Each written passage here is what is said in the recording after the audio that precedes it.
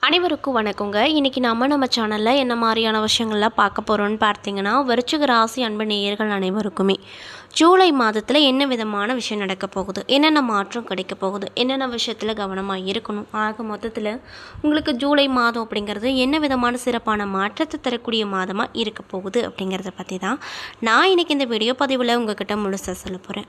இந்த பதிவில் சொல்லக்கூடிய எல்லா விஷயங்களுமே உங்களுக்கு பயன் தரக்கூடிய விஷயங்களாக கண்டிப்பாக இருக்கும். ஸோ வீடியோ ஸ்கிப் பண்ணாமல் தொடர்ச்சியாக பாருங்கள். அது மட்டும் இல்லாமல் உங்களுக்கு முருகப்பெருமானை ரொம்ப பிடிக்கும்னா இந்த வீடியோக்கு ஒரு லைக் பண்ணிவிட்டு நம்மளுடைய கமெண்ட் பாக்ஸில் முருகனுக்கு போற்றி அப்படின்னு சொல்லி மறக்காமல் பதிவிடுங்க. இந்த சமயத்தில் நீங்கள் அந்த முருகனை நினைத்து இப்படி ஒரு விஷயம் பண்ணும்போது கண்டிப்பாக அந்த முருகன் உங்களுக்கு நல்ல ஒரு வழியை காட்டுவார். ஸோ நம்பிக்கையோடு அந்த ஒரு விஷயத்தை பண்ணிவிட்டு நீங்கள் இப்போ தான் முதன்முறையாக நம்ம சேனலை பார்க்குற மாதிரி இருந்தால் மறக்காமல் சப்ஸ்கிரைப் பண்ணிவிட்டு கீழே இருக்கும் பெல்லைக்கானையும் மறக்காமல் கிளிக் பண்ணிவிடுங்க.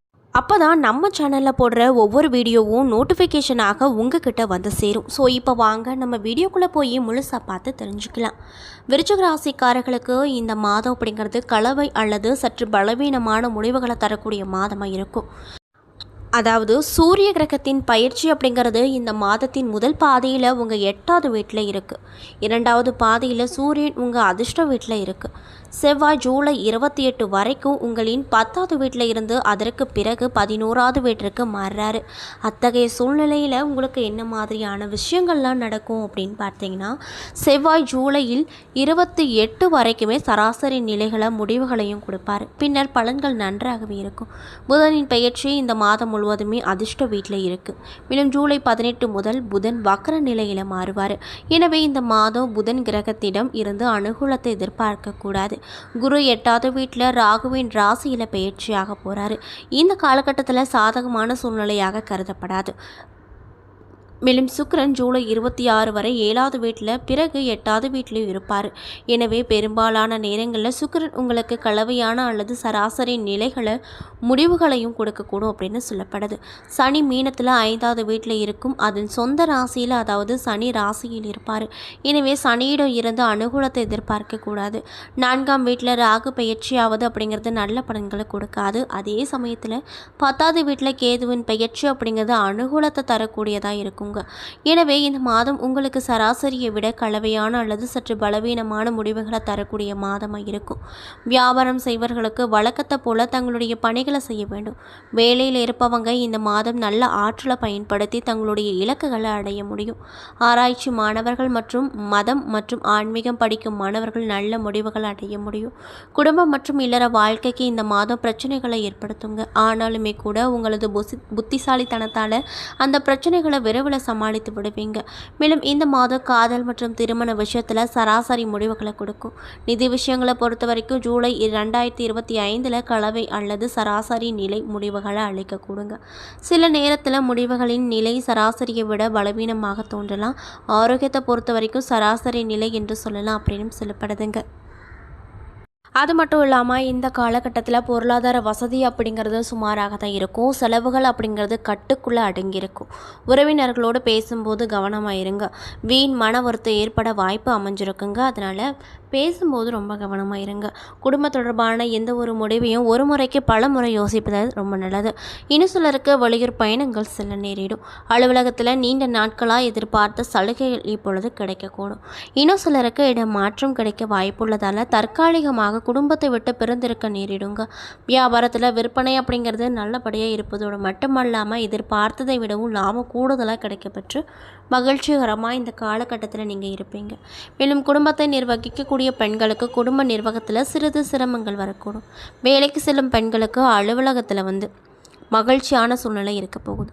மேலும் உங்களுக்கு அதிர்ஷ்டம் தரக்கூடிய நாட்கள் 23, 29. அதிர்ஷ்டம் தரக்கூடிய எண்கள் 4, 6 அப்படின்னு சொல்கிறாங்க. அது மட்டும் இல்லாமல் நீங்கள் இந்த காலகட்டத்தில் அனைத்து விதமான விஷயத்திலுமே பொறுமையை கடைபிடிப்பது ரொம்ப நல்ல ஒரு விஷயமாக பார்க்கப்படுது. மேலும் குடும்பத்தில் சில பிரச்சனைகள் ஏற்பட்டு மன அமைதியை பாதிக்கக்கூடும். கூடுமானவரை மற்றவர்களை அனுசரித்து செல்வது நல்லதுங்க. பிள்ளைகளை அவர்கள் போக்கில் விட்டு பிடிப்பது நல்லது. எந்த ஒரு செயலையும் ஒரு முறைக்கு பல முறை போராடி தான் முடிக்க வேண்டிய நிலை கிடைக்கும். உறவினர்கள் வீட்டில் சிறிய அளவில் நடைபெறும் சுப நிகழ்ச்சி ஒன்றில் கலந்து கொள்ளும் வாய்ப்பு கிடைக்கப்பட்டு அந்த நிகழ்ச்சியின் மூலமாக நீங்கள் ரொம்ப ரொம்ப சந்தோஷகரமாக இருப்பீங்க. கணவன் மனைவிக்கிடையே அந்யுன்யம் அதிகரிக்கும். வெளி வட்டாரத்தில் மதிப்பும் மரியாதையும் கூடும். அரசாங்க விவகாரங்கள் அலைச்சலை கொடுக்கக்கூடிய விஷயமாக இருக்கும். உறவினர்கள் மூலமாக மகிழ்ச்சி தரக்கூடிய செய்திகள் கிடைக்க போகுது. தந்தையின் உடல் ஆரோக்கியத்தில் கூடுதல் கவனம் செலுத்துவது அவசியமான ஒரு விஷயமாக பார்க்கப்படுது. தாய்மாமன் மூலமாக எதிர்பார்த்த உதவிகள் கிடைப்பதில் தாமதமாகும். அக்கம் பக்கத்தில் இருப்பவர்களால் சில பல பிரச்சனைகள் வரக்கூடும். அதனால் பார்த்து கவனமாக இருங்க. அதிகாரிகள் அணுகும்போது பொறுமையை கடைபிடிப்பது நல்லது. தந்தை வழி உறவுகளோடு சற்று இடைவெளி விட்டு பழகுவது அதை விட ரொம்ப நல்லது. இன்னும் சிலருக்கு நண்பர்களுக்காக செலவு செய்ய வேண்டிய வரும் சூழ்நிலை உண்டாகும் என்றாலுமே அதனால் மகிழ்ச்சி மட்டுமே உங்களுக்கு கிடைக்குங்க. மேலும் அலுவலகத்தில் பணி சுமை அப்படிங்கிறது அதிகரிக்கும். எந்த ஒரு வேலையும் சற்று கஷ்டப்பட்டு தான் முடிக்க வேண்டியிருக்கும். தீவிர முயற்சியின் பெயரில் உங்கள் கோரிக்கைகள் நிறைவேறும். சக ஊழியர்களால் ஓரளவு உதவி உண்டாகும். தொழில் மற்றும் வியாபாரத்தில் கூடுதலாக உழைக்க வேண்டி வரும். ஆனாலுமே அதற்கேற்ற ஆதாயம் கிடைக்கும் என்று சொல்வதற்கு இடங்கில்லை. பங்குதாரர்களால் வியாபாரத்தில் லாபம் அப்படிங்கிறது கூடுதலாக கிடைக்கப்பட்டு மகிழ்ச்சியாக இருப்பீங்க. மேலும் மாதம் பிற்பகுதிக்கு மேலே அரசாங்க வகையில் எதிர்பார்க்கும் காரியங்கள் அனைத்துமே அனுகூலமாக நடந்து முடியும். வியாபாரத்தை பொறுத்த வரைக்கும் வியாபாரத்தை விரிவுபடுத்த வங்கி கடன் உதவி அப்படிங்கிறது உங்களுக்கு சுலபமாக கிடைக்க பெறுங்க.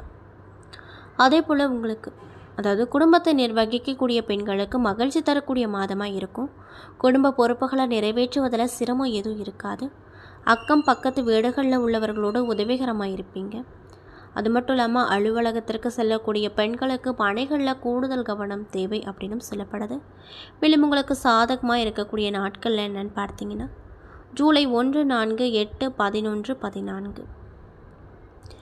அதிர்ஷ்டம் தரக்கூடிய எண்கள் 4, 6. வழிபட வேண்டிய தெய்வம் விநாயகர் மற்றும் பெருமாள் அப்படின்னு சொல்கிறாங்க. மேலும் என்ன மாதிரியான விஷயத்தை நீங்கள் பரிகாரமாக பண்ணணும்னு பார்த்தீங்கன்னா விநாயகருக்கு அகவல் பாராயணம் செய்வதும் விநாயகருக்கு அருகம்புல் மாலை அணிவித்து தும்பை பூக்களால் அர்ச்சனை செய்து வருவதும் உங்களுக்கு நிறைய விதமான சிறப்பான நல்ல பலன்களை கொடுக்கும் அப்படின்னு சொல்கிறாங்க. ஸோ இந்த பதிவை விருச்சிக ராசி அன்பு நேயர்கள் பார்க்குறீங்க அப்படின்னா மறக்காமல் இந்த விஷயத்தை தொடர்ச்சியாக விநாயக பெருமானுக்கு செஞ்சுட்டு வாங்க. நல்ல பலனை அவர் உங்களுக்கு நிச்சயமாக கொடுப்பாரு. ஸோ நம்பிக்கையோடு இந்த ஒரு விஷயத்தை பண்ணி பாருங்கள். அது மட்டும் இல்லாமல் விருச்சிக ராசியில் இருக்கக்கூடிய விசாகம் நட்சத்திர அன்பர்களுக்கு இந்த காலகட்டம் எப்படி இருக்குன்னு பார்த்தீங்கன்னா உங்களுடைய நட்சத்திராதிபதி அப்படின்னு சொல்லக்கூடிய குரு அஷ்டமஸ்தானத்தில் சஞ்சரிப்பதால் ஒவ்வொரு வேலையிலுமே கவனமாக நீங்கள் இருக்கணும் அப்படின்னு சொல்கிறாங்க. மேலும் குருவின் பார்வை 12, 2, 4 இடங்களுக்கு உண்டாவதால் விரைய செலவு கட்டுக்குள்ளே இருக்கும். குடும்பத்தில் நிம்மதி இருக்கும். கொடுத்த வாக்கை காப்பாற்ற முடியும். பணப்புழக்கம் அதிகரிக்கும். சுகஸ்தானத்தில் சஞ்சரிக்கும் சனி மற்றும் ராகுவால் பாதிப்புகள் நீங்கும். மனதில் நிம்மதி கிடைக்கும்.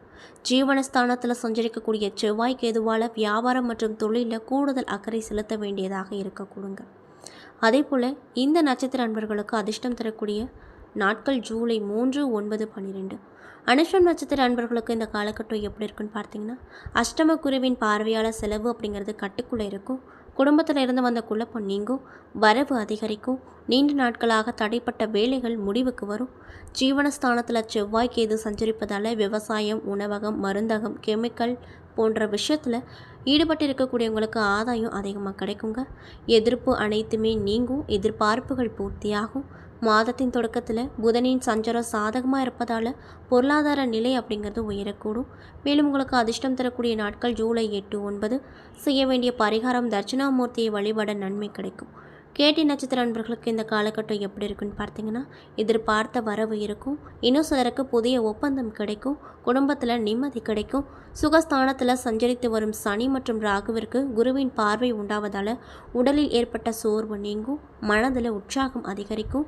சுறுசுறுப்பாக எந்த ஒரு விஷயமா இருந்தாலும் செய்வீங்க. மேலும் உங்கள் தசாபுத்தி சாதகமாக இருப்பதால் பாதிப்பு ஏற்படாமல் போகும். பெண்களுக்கு எதிர்பார்த்த முன்னேற்றம் அப்படிங்கிறது கிடைக்குங்க. அதே போல் உங்களுக்கு அதிர்ஷ்டம் தரக்கூடிய நாட்கள் ஜூலை 5, 9, 14. செய்ய வேண்டிய பரிகாரம் நரசிம்மரை வழிபட்டு வர வளம் கிடைக்கும் அப்படின்னு சொல்கிறாங்க. என்ன நண்பர்களே, இந்த பதிவின் மூலியமாக விருச்சிக ராசி அன்பு நேயர்கள் அனைவருக்குமே இந்த ஜூலை மாதத்தில் என்ன விதமான சிறப்பான நிகழ்வுகளில் நடக்க போகுது அப்படிங்கிறத பற்றி தெளிவாகவும் விரிவாகவும் நான் இந்த பதிவில் உங்ககிட்ட சொல்லியிருப்பேன். இந்த பதிவில் சொல்லியிருக்கக்கூடிய எல்லா விஷயங்களுமே உங்களுக்கு பயன் தரக்கூடிய விஷயமாக கண்டிப்பாக அமைஞ்சிருக்கும்.